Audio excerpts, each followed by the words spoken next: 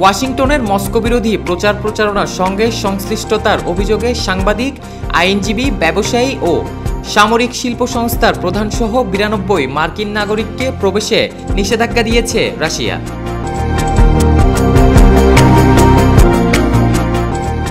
বুধবার 28 আগস্ট এক বিবৃতিতে এ তথ্য নিশ্চিত করেছে দেশটির পররাষ্ট্র মন্ত্রণালয়।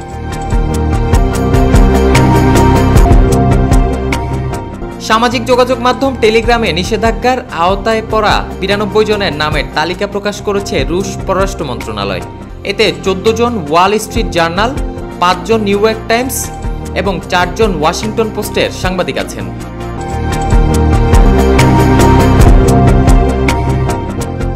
এক বিবৃতিতে পররাষ্ট্র মন্ত্রণালয় বলছে, তথাকথিত স্বাধীনতা ও মুক্ত বিশ্বের নামে যারা রাশিয়া এবং রাশিয়ার জনগণের বিরুদ্ধে গুজব, প্রপাগান্ডা ছাড়াই তাদের রুশ ভূখণ্ডে প্রবেশের প্রয়োজন নেই।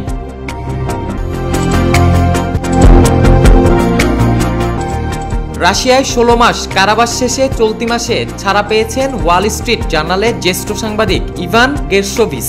রুশ পররাষ্ট্র মন্ত্রণালয়ের এই তালিকাকে হাস্যকর উল্লেখ করে এক বিবৃতিতে গেরশোভিচ বলেন, ভ্লাদিমির পুতিনের নেতৃত্বাধীন প্রশাসনমুক্ত ও বস্তুনিষ্ঠ সাংবাদিকতা বিরোধী। বছরের পর বছর ধরে তারা সত্য প্রকাশধারীদের উপর হামলা চালিয়ে আসছে। এই পদক্ষেপটিও সেই হামলারই অংশ। রুশ পররাষ্ট্র মন্ত্রণালয়ের এই তালিকা হাস্যকর এবং আমরা এতে অবাক হইনি।